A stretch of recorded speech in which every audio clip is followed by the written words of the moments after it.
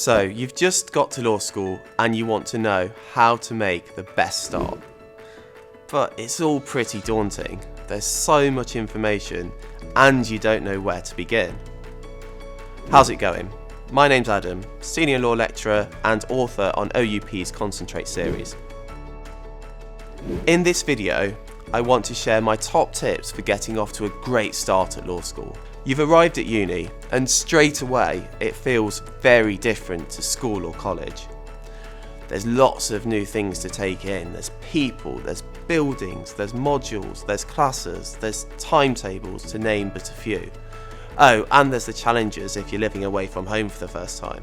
With law at uni, there's also lots of emphasis on things like independent reading and studying, which will be new to you or different to what you've done before. This can make everything feel pretty overwhelming. So here's a few practical tips to help you get off to a flying start at law school. Let's assume you've worked out what modules you're studying. The next thing to do is to get to grips with your timetable and the different types of classes. For example, lectures are there for you to learn different concepts and principles. And you might also have seminars, sometimes called tutorials, which you'll be given some prep to do in advance for before the class.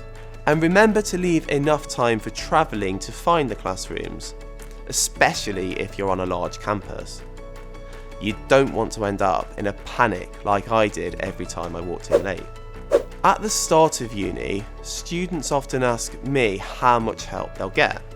And lecturers know that settling at law school is tricky, and we want to help you and guide you. So you'll get support with things like recommended reading and with assessments. But a key part of uni is independent learning and studying. So not everything is going to be handed to you on a plate. Your lecturer will point you in the right direction, but at times you'll also be expected to take responsibility for your own learning. But you're never on your own. Remember to ask for help if you need it. If you're not sure about something, the chances are you're not on your own. Just ask, no matter what the question. Actually, this brings me on to an important topic. Communicating with lecturers. It can feel a bit weird communicating with lecturers by email, especially if you aren't used to sending emails to teachers. The lecturers know this, and in fact we're used to being addressed in loads of different ways. I was once addressed as Your Highness, which is perhaps my personal favourite. There's no point in worrying about it, so I'll try to cut through the awkwardness and help you. Treat emails to lecturers as formal, professional communication, especially to begin with. Avoid text speak because it's not a WhatsApp message. You'll possibly adapt your tone slightly in the future, depending on how a lecturer responds to you and how well you get to know them.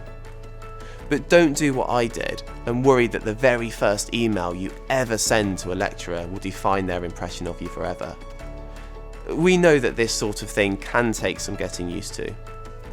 So if you're sending an email because you want some clarification or some help, be specific. Give as many details as possible.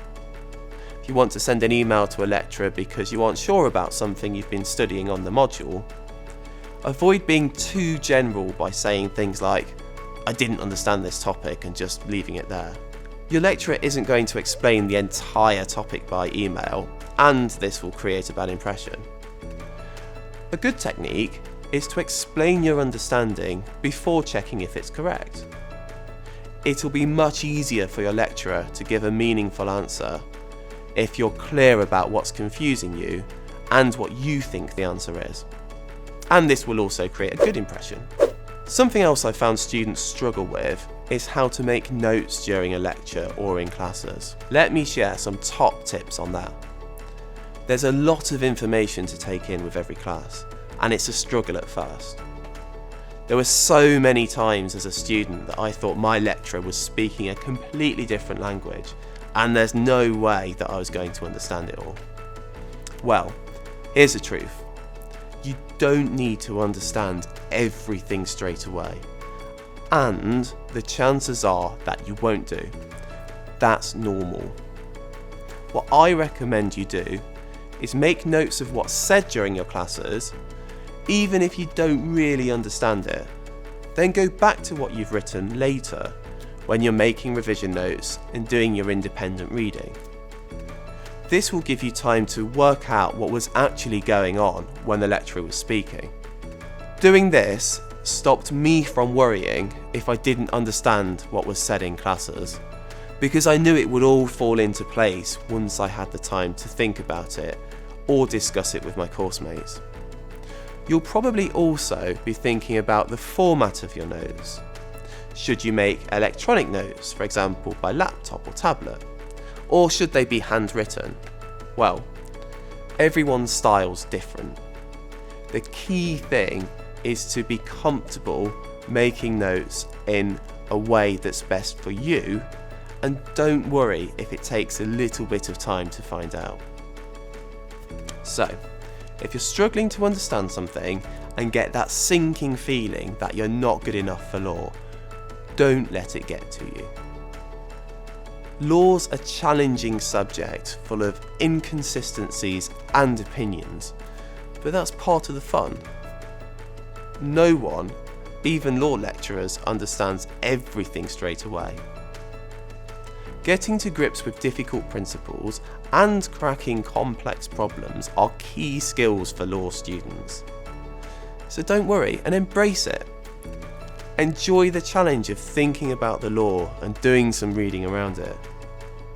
Your module reading lists will be useful for different sources. This will help you to understand it. It'll also help you to develop key skills and might lead to marks in assessments. And also make sure you check out the video I have coming up on accessing digital resources.